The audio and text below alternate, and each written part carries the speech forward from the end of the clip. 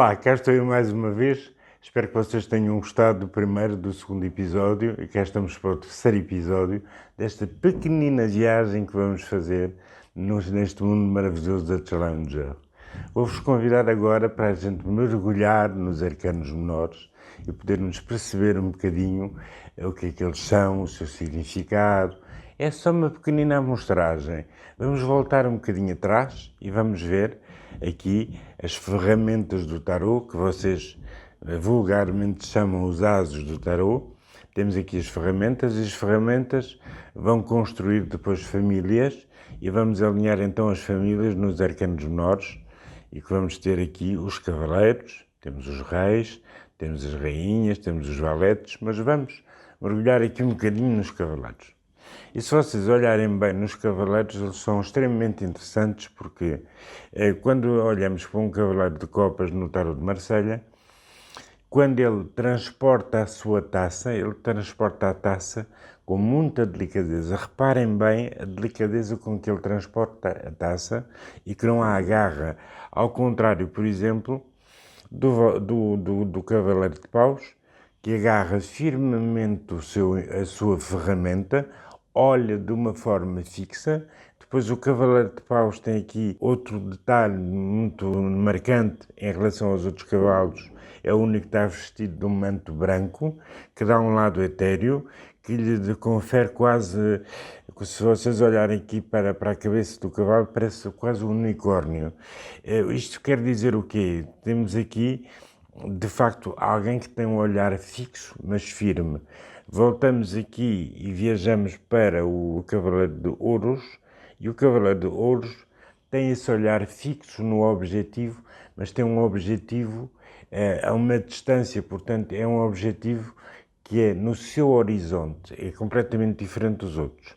E aqui temos o Cavaleiro de Espadas, que então aí é a pujança de um cavalo, portanto é um cavalo que está a relinchar, está com as patas no ar, que o cavaleiro não controla, enquanto os outros controlam muito bem o seu cavalo, como vocês estão a ver. Aliás, se vocês se virem bem, ainda voltamos aqui ao Cavaleiro de Copas, para vos dar mais uma informação. Vocês quando olham para o Cavaleiro de Copas, o cavalo é muito pequenino, o cavaleiro está quase intrinsecamente ligado ao seu próprio cavalo, e a copa que ele transporta de uma forma delicada, se vocês observarem bem a carta, a copa está como se fosse em 3 dimensões, ela está muito mais próxima e o cavalo muito mais longínquo no horizonte.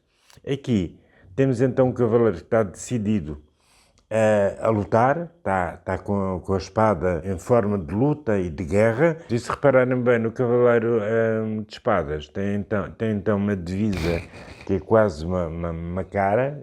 Chalais chamava-lhe o planeta Marte, que estava aqui simbolizado por esta cara e que dava de facto o simbolismo da guerra e da inquietação, do nervosismo deste cavalo que está em movimento e que não se controla. E agora vamos a outra curiosidade que a Chalai gostava. A Chalai gostava muito de brincar com os casais. Aliás, ela dizia que nos arcanos menores faziam parte do tarot, tal e qual como um corpo tivesse pernas. Se o tarot não tivesse os arcanos menores, era como um corpo sem pernas que não andava. Vamos então ver um dos casais interessantes que a Chalai achava que eram os casais perfeitos. Lembram-se das ferramentas, lembram-se dos ases, daquilo que vocês chamam ases, porque no tarot são ferramentas. Portanto, temos aqui uma rainha de espadas e um rei de copas. A sua posição em termos de mão é quase idêntica. A sua assentada na cadeira, no cadeirão, é idêntica também. Portanto, como vocês podem ver, a rainha e o rei estão coroados. Tem aqui, o rei tem uma barba branca na sabedoria, que simboliza a sabedoria na antiguidade, nas suas raízes, na história que traz. Depois temos aqui a rainha também com o cabelo branco, que simboliza a sabedoria, é esse paralelismo. E depois temos um lado complementar dos dois que têm necessidade um do outro. Ela chamava o casal da necessidade, porquê? Porque a dama tem um utensílio e uma ferramenta masculina e o rei aqui tem um utensílio e uma ferramenta feminina. Claro que o feminino e o masculino se completam aqui no seu todo. Muito há para falar ainda sobre estes casais, mas há uma coisa que eu não vou falar neste episódio, mas que é importantíssimo vocês observarem estes chapéus, porque há de facto chapéus um bocadinho oitavados, como o 8 e o infinito. Notaram, não está aqui por acaso. Aqui temos um casal que ela chamava o casal que se complementa um ao outro. Temos aqui a rainha de ouros, depois temos aqui o rei de paus, e o rei de paus tem aqui um simbolismo masculino e a rainha de ouros um simbolismo feminino, ambos com uma grande delicadeza, sempre na mesma posição das mãos, e ela achava que era de facto um casal complementar e que se completavam uns aos outros. Vamos passar a outro casal. Este é extremamente interessante. Voltamos ao chapéu oitavado, mas aqui temos uma grande exceção. No rei de espadas, vamos observar o rei de espadas com muita atenção, porque à semelhança da papisa e do mundo, é a única carta nos arcanos menores que ultrapassa o tal enquadramento. Se vocês olharem bem, ele tem esta luz amarela que ultrapassa a carta. Portanto, podemos dizer que o rei de espadas comunica com o cosmos, comunica com o universo, tem uma ligação e um canal que o transcende, que passa fora, que vai fora dele, fora de si. Agora, temos aqui as tais divisas que são complementares. Aqui temos o Sol, aqui temos a Lua, temos então uma rainha de copas e temos um rei de espadas, temos aqui um elemento masculino, temos aqui um elemento feminino, são completamente complementares. Reparem também que à semelhança do rei de espadas, que tem esta comunicação com o cosmos, a rainha aqui é protegida por um manto, é quase como se fosse protegida divinamente na sua realeza. E depois reparem num pormenor que é um detalhe muito fino. Esta coroa não é uma coroa que está assente na cabeça de uma forma crua. Ela tem um género de um turbantezinho que a protege para não a magoar na cabeça. Todos estes detalhes são importantes depois numa leitura de tarot, porque em vez de nós compreendermos a carta como um todo, se compreendermos o sentido de cada objeto dentro, conseguimos depois compreender o todo de uma forma muito melhor. Passamos a outro casal. Temos aqui um dos casais que eu gosto mais. É um casal que tem a Dama de Paus. E a Dama de Paus foi-me descrita um dia na mesa da minha cozinha, eu fazer pastéis de bacalhau, imagina. Lembro-me perfeitamente como se fosse hoje. Eu já lá ia picar o dedo, que ela era diabética, infelizmente, e para saber se podia comer, se não podia comer. E temos aqui uma rainha, uma figura feminina, mas com uma ferramenta masculina. Temos aqui uma figura masculina, que é o rei de ouros, com uma ferramenta feminina. Eles são o desejo completamente, eles completam-se no desejo. Temos aqui mais uma vez o pormenor deste chapéu oitavado que lhe dá confere uma imagem ligada ao infinito na sua cabeça e no seu cérebro. Ambos têm, ela então tem um cabelo ao vento, um cabelo solto, é uma rainha solta, liberta, mas ao mesmo tempo, reparem bem que eles têm o mesmo gesto de mãos a agarrar as vestes no seu regaço, e não é por acaso que a mão está junto quase ao sexo de ambos. E se vocês repararem bem, vamos reparar bem aqui na rainha de paus, que se alongarem aqui, começa aqui, e temos quase como uma serpente imaginária que vem e a cabeça da serpente termina no pau. É exatamente a serpente do paraíso, é aquela do desejo, é aquela da sedução, que seduz o rei, e aqui está, por excelência, um casal perfeito para os olhos de Tchalai, porque ela gostava muito de brincar com os casais nos arcanos menores. Essa brincadeira fazia uma coisa que aqui tem todos, todos juntos, tem as damas e tem os reis no seu conjunto. A Tchalai fazia uma brincadeira muito engraçada que era assim, fazia uma terapia de casal ou uma terapia de sociedade, para saber se um era mais líder ou menos líder, e então a Tchalai isolava o homem ou a mulher, ou os dois homens ou as duas mulheres, não vamos estar aqui a ser sectários, e, pura e simplesmente, o homem fazia uma coisa que era, dependente da idade, dava-lhe a escolher se ele se via nos reis ou se via-se nos valetes ou nos cavaleiros.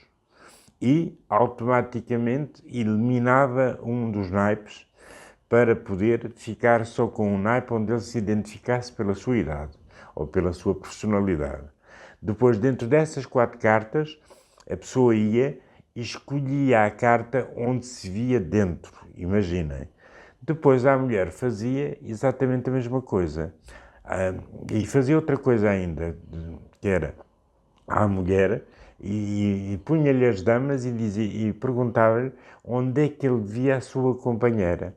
E fazia isso vice-versa. Portanto, a mulher escolhia onde é que via o homem, o seu companheiro, onde é que ela se via dentro, e depois a junção e a leitura das 2 cartas é extremamente importante, porque se consegue-se compreender o que é que um espera do outro, o que é que o outro espera do outro e vice-versa, e assim conseguimos, numa terapia de casal, funcionar muito bem com os arcanos menores. Eu há muito pouco tempo tive um amigo que me veio cá à casa e que me perguntou um detalhe sobre o tarot, e como eu estava a gravar estes episódios para vocês, tive a curiosidade de lhe dizer, bom, onde é que tu te vês dentro? E ele escolheu o louco, e depois dei-lhe os 22 arcanos maiores, porque ele tinha um problema que queria resolver. E deu-me a carta depois da morte. Ele via-se no Valete de Espadas e depois ele deu-me a carta o louco. E o louco, como é o primo da morte, portanto era um caminho solitário que ele tinha que fazer, sempre com uma força que lhe era pessoal. E isso podemos jogar com os arcanos maiores e os arcanos menores e fazer este tipo de brincadeiras, mas que são brincadeiras de conhecimento de si próprio. E mais uma vez aqui o tarot prova que é uma ferramenta não só para prever o futuro, mas é mais que isso, é uma ferramenta de conhecimento de si próprio. Como à semelhança deste meu amigo que eu lhe tirei cartas, vocês vão ter uma curiosidade muito grande. Lembram-se de ter falado no outro episódio do louco e da morte, que eram primos. Vamos ver aqui novamente a carta ao Sol, que nós já vimos no episódio anterior, é quase uma carta gêmea. Há aqui um grande equilíbrio, há aqui um grande paralelismo. Portanto, os arcanos menores falam tal e qual com a mesma pujança e a mesma força que falam os arcanos maiores. E passamos a uma carta muito interessante dentro do tarot, que é esta, é o 2 de ouros. E o 2 de ouros, eu vou-vos dizer o que é que o 2 de ouros é. Vocês não riam lá. Se eu puser um 2 de ouros à minha frente, temos aqui os óculos do tarot. Temos os óculos do tarot e vocês vão ver, e a Tchalai chamava-lhe mesmo os óculos do tarot porque o 2 de ouros, em qualquer tiragem, é uma carta que dá relevo, dá ênfase, dá pureza na leitura, dá uma clareza, dá uma afirmação muito grande. É uma das cartas mais importantes nos arcanos menores, que as pessoas tendem a se descuidar um bocadinho, e ao mesmo tempo é o lado do S do plural, mas sobretudo é o lado da visão, é a visão laser que a Tchalai tinha dentro do tarot de Marselha. E chegámos à parte mais gira do tarot. Pensavam que não havia política no tarot? Pois há política no tarot. Vamos então descobrir onde é que está a política no tarot. Se nós observarmos bem aqui os reis, todos os reis olham para o mesmo lado. Se nós observarmos as rainhas, existem 3 a olhar para um lado e uma a olhar para o outro. Se nós olharmos para os cavaleiros, 2 olham para um lado, 2 olham para o outro. Quando olhamos para os valetes, temos 3 a olhar para um lado, um a olhar para o outro. Portanto, agora vamos descobrir onde é que está a política. Portanto, temos aqui, os reis estão todos em unanimidade.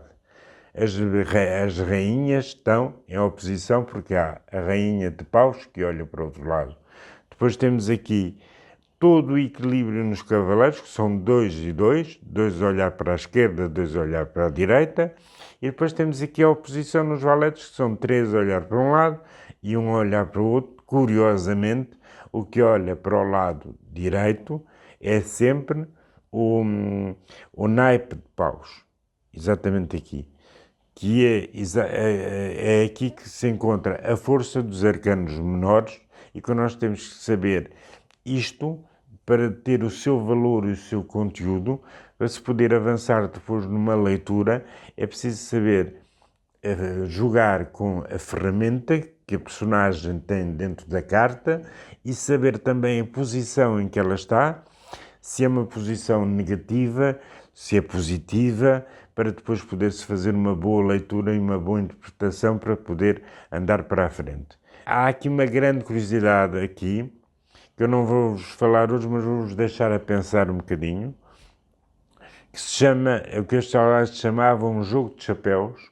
um jogo de coroas, que há muito simbolismo dentro destas cabeças que daria pano para mangas e talvez nos meus cursos eu falarei mais aprofundadamente, falarei seguramente disto, mas observem bem porque eles têm todos uma diferença muito grande à semelhança de, por exemplo, vou-vos dar um exemplo, na Rainha de Ouros, que tem uma posição firme, quase hipnotizada, tem ao seu alcance no horizonte um objetivo fixo, ela olha fixamente no seu horizonte, mas de uma forma muito direita e estreita, e tem um género de uma coafe, que não é uma coroa, é uma coafe para trás, que lhe dá uma inclinação de uma certa opulência e de uma certa rigidez em relação ao futuro.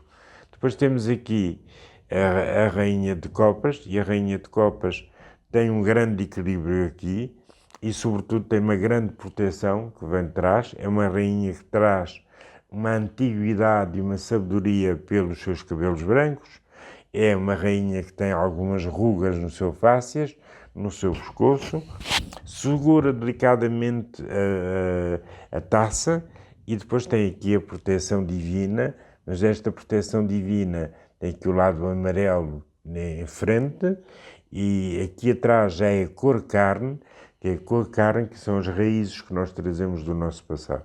E pegando no passado, é com imenso gosto que eu tive a grande honra de partilhar tudo aquilo que sei e a paixão que tenho pelo Tarot de Marselha, que me foi incutida pela Tcharai, um dia numa casa de campo perto de Paris e que guardei dentro de mim a vida inteira, que guardarei ainda a sabedoria que ela me passou e que eu espero agora partilhar convosco. Espero que tenham gostado, foi uma grande aventura e, sobretudo, mexeu muito comigo de forma emotiva falar de Tcharai e espero sinceramente que respeitem o Tarot de Marselha, que vos tenha ajudado a ter outra visão sobre o Tarot e aqui me retiro. Até uma próxima vez e tiro o meu chapéu à Tcharai. Um beijinho para vocês todos.